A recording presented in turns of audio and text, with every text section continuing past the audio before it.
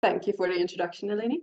As Eleni said, I'll be talking about the Whistler Pastels exhibition, which is a result of the Whistler Pastels Project. I was the lead researcher on this project, and I have the pleasure of telling you about it all today. Let's see. There we go. So the Whistler Pastel Project started in 2022 in September, and it was funded by the Lunder Foundation, which covers an international consortium of institutions, including the University of Glasgow and several museums in the United States, who each have a Whistler collection, and it supports research into Whistler's art. The project finished in June 2024 this year, and now we have an exhibition to showcase some of the results.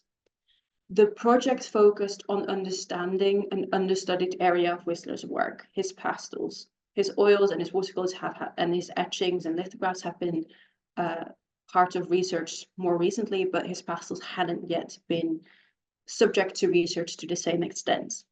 And part of this research project was to focus on the materials that he used and how he made his pastels. And as part of this project, we studied works in a variety of collections, the majority of which were in the Hunterian collection, but we also studied works in other collections. Here's just a little glimpse of all the kinds of work that Whistler made in pastel. So he made studies for oil paintings. He made a lot of drawings in Venice. He made design sketches, just dancing women, sitting women, mother and child, etc. So he has a variety of different subjects in his pastels. And to give you a little bit of an overview of exactly how many works and how many subjects there are, we studied nearly 200 works by Whistler, 200 pastel works by Whistler for this project, and as you can see, the majority of them were at the Hunterian. And these covered a range of subjects from nude architecture, Venice, to now grand study. Now, these are relatively rough categories, and there's more detailing in definition going on within these categories. But as you can see, what is interesting is that in his pastel studies, nearly half of the works that were studied feature nude figures, or at least feature figures. And this is interesting because studying figures means that you get interested in who they were. You're not just looking at an image of a building where you might be interested in what the building is, but you're interested in the figures and who you're studying. This is a part of the research that I will not be talking about today, but it is a very important part that was part of this project, is to figure out who were the people depicted, how were they depicted, and what does knowing more about these people do to you as a viewer, and to me as a researcher looking at these figures, especially when so many of the figures were nude and were women. But today I will be talking about the technical examination, because this is also what is showcased in the exhibition. So what we did in this research is first establish what is known about Whistler's pastels, and how do we do this is we look at contemporary accounts, we look at what's known about the time period, the 19th century, what is already known about Whistler. Did he write about his work himself, or were there any manuals and handbooks at the time about how to make pastel drawings? What is known about the materials that were available at the time, or what's known about materials nowadays? How much does pastel now differ from pastel back then? And part of it is also technical analysis. I will go through each of these a little bit throughout this presentation. So what was nice to see is that Whistler, though he didn't write a lot about his pastel works, he was aware of the fragility of pastel, and he writes about that to his wife Beatrix after seeing a Degas pastel in Paris at an exhibition. And he writes that the beautiful Rosies and Nellies, these are pastel drawings of two sisters, that they are in the little drawers over. Take care of them, Trixie. Take the two drawers just as they are and carry them upstairs. Don't let them be shaken, and cover them with a little drapery and wait till I come back. We have no idea how precious they are. This is a little indication to Whistler's understanding of what pastel was and what it meant, and how fragile it was, how easily they could be disturbed and ruined, so to say. He didn't really write about how many he drew or how he drew them necessarily, but we get a glimpse of that from a contemporary account, that of Otto Bacher, who was a friend of Whistler who he met in Venice. And he writes an entire book called With Whistler in Venice about how his time in Venice, where he met Whistler. And he gives an account of how Whistler supposedly started his Venice pastels, stating, "In beginning a pastel, he drew his subject crisply and carefully and outlined with black crayon upon one of these sheets of tinted paper, which fitted the general color of the motif. At all times he placed the pastels between leaves of silver-coated paper. Even his slightest notes and sketches were treated with the greatest care and respect. He was never in a hurry in his work, always careful, and accomplished much.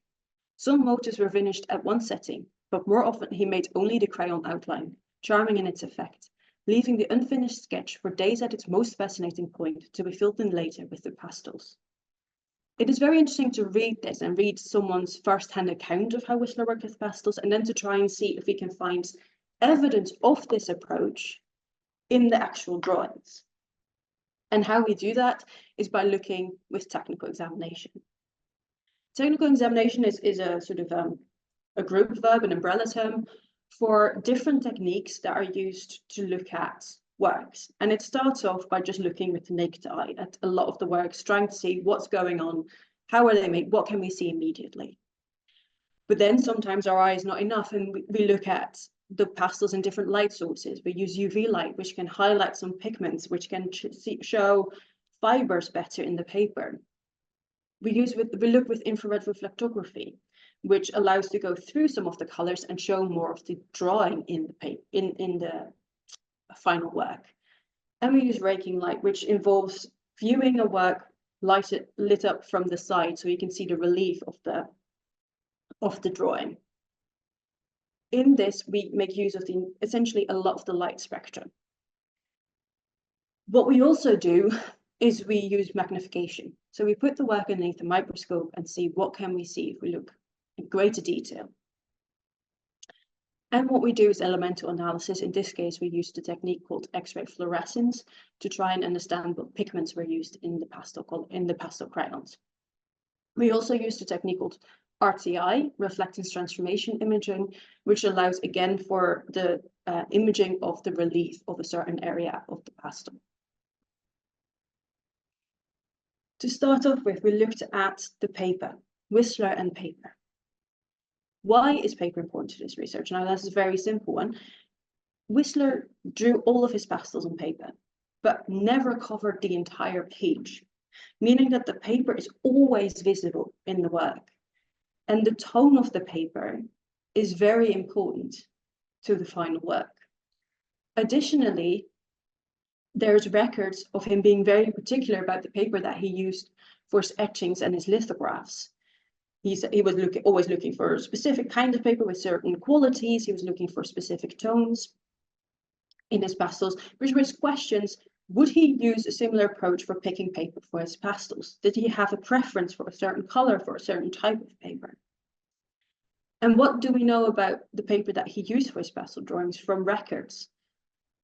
Really, we knew very little. We only knew that there was a reference that Thomas Way, a friend of Whistler, gave him pastel paper before he went to Venice in 1879. In another letter by Whistler, a reference is made to him using packing or wrapping paper, and he liking the surface of that. But this is all we knew about Whistler and his paper. So what we did was we looked at the actual objects and see what can we see about the paper in these works. And to give a little bit of background, there's different types of paper, and I will be talking about this. So just to give a little bit of background, you have laid paper and wove paper. The difference here is in the structure you can see in the paper, in the molds that was used. Laid paper is an older form of paper. You might see this. You can see this is recognizable by the strong vertical lines and the narrow lines in between. If you put the paper up to light, you can generally see this in there. Wove paper has a more regular pattern, and you can't see a very straight mold pattern in there. So you can differentiate between laid and wove paper. You can have handmade paper that was scooped up by a mold by a person, or you can have machine-made paper, which became more and more prominent in the 19th century. Then there are different source materials for paper. You can have papers made from old rags, often cotton rags or linen rags, and you can have plant-based papers, so that they used plant fibers and broke them down to make paper. And wood chip paper was only really coming up in the 19th century because it was really hard to break down the cellulose in the wood fibers before then. So what we found when we looked at Whistler's paper under the microscope is that there is a large collection of fibers in there. It's not a regular pattern. It's not neat. There's a lot of inclusions, dark specks.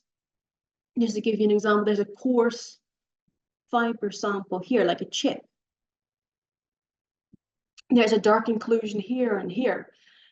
And there's a blue fiber here.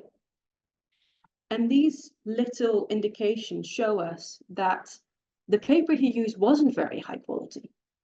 High quality paper would generally be made of a singular material, and that's not the case here. We can see that there's a difference in coarseness of the fibers, in lengths, in thicknesses, all of which suggests that it was likely to be cheaper paper, or at least not artist's quality paper, if you will. From this, we have been able to determine that he likely used straw rag paper. This is a combination of straw fibers and old clothing or old rags made into a pulp and made into paper. Now, one of the nice things to see in this research was how Whistler sometimes reused a singular sheet. So what you see here is that there were 3 drawings we found on one piece of paper. There's the standing figure, which is the clearest drawing. If you turn that page upside down, you can see the face of a figure, a little portrait study, faintly underneath. And if you turn the page around, there's another standing figure, as if the page has been cut down because her legs are lost. So what have we been able to find out about the paper is that the paper was relatively rough. He used a kind of recycled paper with various coarse plant fibers, inclusions. There's red and blue fibers. It was relatively low quality, which would fit the packing or wrapping paper that he supposedly used.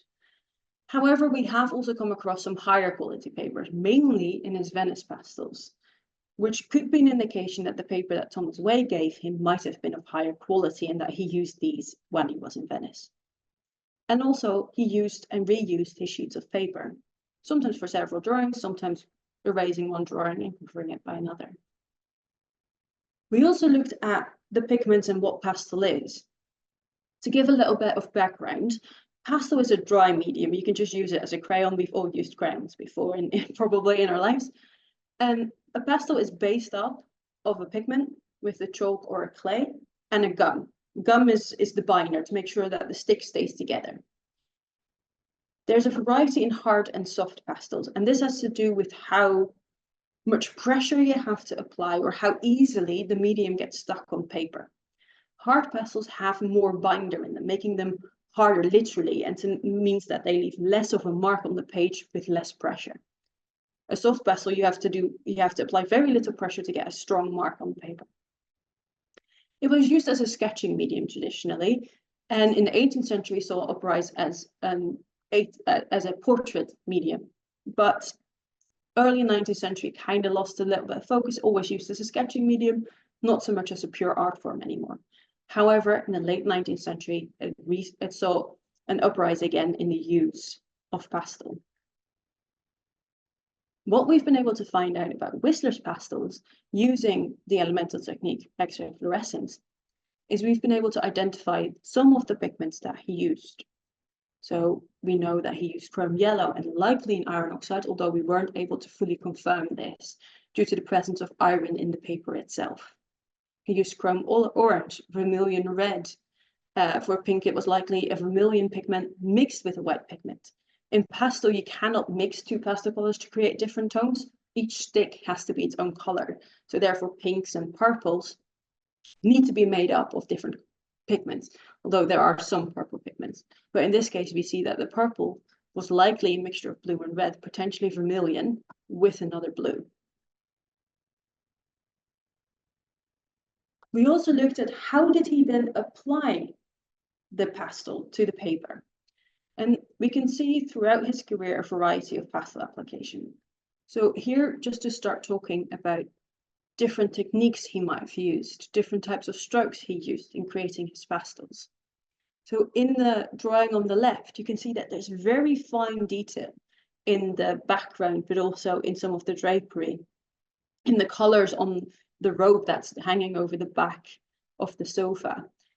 Creating these very fine touches is really hard. You need to have a narrowed pastel for it, which they did have in the 19th century. And it is very interesting to see how he managed to create such fine details, soft lines. And in the body, you can see how he merged some of the tones together, smirched them together to create a soft outline. Looking at the middle drawing, it's really nice to see that there are some marks where you can see how he applied the pastel. So if you look at the cap here of the child, you can see a little round mark, as if a pastel crayon was placed face down on the paper, twisted and lifted off. And it's really nice to see these little marks where you can see how he really worked with the pastel. And then in a later work over here, you can see a transition between how he drew skin tone slightly earlier to later, where in this later work, more yellows and oranges are prominent in the body, in its skin tones. And they're not blended together anymore. It's a little bit more haphazard. But in the background, we continue to see that rounded pencil, the rounded pastel mark. Another change you can see in his pastel work is a change from drawing static figures, where he wasn't quite confident yet with how to draw figures, to drawing movement, drawing dancing girls who were dancing around in the studio, and really going for capturing that movement. And often in these drawings, the drapery is quite translucent, so that the focus remains on the body and the position of the body. And another thing we've come across is that he occasionally used mixed media. What we mean with mixed media is that he used multiple media, so something like pastel and watercolor, in the same work. In the drawing on the left, you can see there's a true combination of watercolor and pastel to create a singular drawing. The drawing on the right is a slightly different scenario, but I'll go through both of them. So what is nice to see about this first drawing, Inspiration, is that you can see where dry pastel was applied versus where some wet medium, probably watercolor, was applied. If you look at the face, you can see the slightly drippy edges of the watercolor. And in the cap, the purple is just a dry pastel crayon that was applied over the paper. In contrast, this yellow mark in the body, in the bodice of the robe, was probably dry crayon applied over slightly wet still watercolor, because you can see that the edges become slightly less sharp, which is usually a sign of pastel. And similarly, you can see that both the background and in the legs, watercolor has been used, whereas, for instance, the foreground, the ground, it's just green pastel. And it's really nice to see how he played with this. This is a really early work from 69 to 79. It's quite an early work for him. And he doesn't seem to have quite figured out how to combine these two, but it's very nice to see it together. And to understand how you could use different media in the same work, or even just how to understand pastel, or how to understand what the influences of paper, we made a series of reconstructions. So they were used to understand the materials used in pastel drawings, to try and replicate Whistler's methods, to understand the influence of color on the work, and to understand how mixed media can work. So just to highlight, I'm just highlighting the one that we did on mixed media. In this reconstruction, we worked with watercolor, gouache, and pastel. I applied each of these without the addition of water and with the addition of water, to try and see how each of these media respond. Now, it's very nice to see that you can see a different distribution of, now this is a pink color that was made mixing a white and a red. And you can see how when you use gouache or pastel or watercolor, you create a different effect. This helps us to understand, when we actually look at a Whistler pastel, what kind of effect do we see in the pastel? And does that mean that we might have a wetted pastel? Or does it mean that we have gouache? Or does it mean that we have watercolor? For now, it's likely that Whistler used watercolor in these drawings. It seems most similar in our reconstruction to the Whistler drawing. But that does not exclude that in other works he might have played around with other media.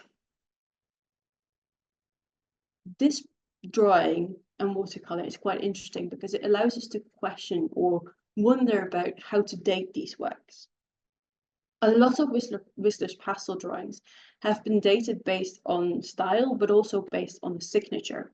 Whistler had a very typical signature. It's called a butterfly signature. You can very faintly see one here. These signatures changed over time and are therefore often used in dating these drawings. What is interesting is that this work, A Dancing Woman in Pink Robe seen from the back, is dated to 1888 to 1890. However, the subject of a dancing girl or dancing woman is something that's not seen until the late 1890s to really the 1900s. And the model for this was Eva Carrington, who was born in 1887. Should she have been the model for this watercolor, if it were made in 1888, she would have been one, and I don't think that that's really possible. So it is a possibility, however, that this butterfly mark relates to the pastel drawing underneath the watercolor. This drawing was likely reworked. It is unclear, however, because we can see that there's pastel, there's a little bit of blue, pastel around the arm, there's hatching in the background, there's the butterfly which has been colored in with a little bit of purple pastel. We can see that there is pastel on this drawing. There's a question about, is this pastel drawing, has it been erased and then the page used for a watercolor drawing, or was it a drawing as it was now? You can see a slight bit of drapery here from the pastel drawing as well. Or was this a pastel drawing that Whistler felt wasn't quite as successful, even though he did sign it, so he did consider it a finished work, and he decided that if he added a bit of watercolor, it would be better, and therefore changed it later. So we don't know what exactly happened to this work, but we can tell it's reworked, and it was likely, and it is possible that the butterfly dates from the 1880s, from 1888 to 1890, and that the pastel drawing dates from that time, but that the work was later reworked, changed in around 1900 when the dancing figure was added. And it's really nice to see how technical examination can help us in trying to understand dating as well. Now, this is a short overview. Thank you for listening. If you are interested in learning more about it, the exhibition is currently on in the Hunterian Art Gallery. It's on from the 4th of October until the 2nd of March. There will be a rotation in January, so if you want to see even more works, come now and come again next year. And there's free entry. And if you want more information about the project itself, please go and see the website that we've made for it, where you can find out more information about what we did and how we did it and what we found out. It's on whistlerpastels.glad.ac.uk.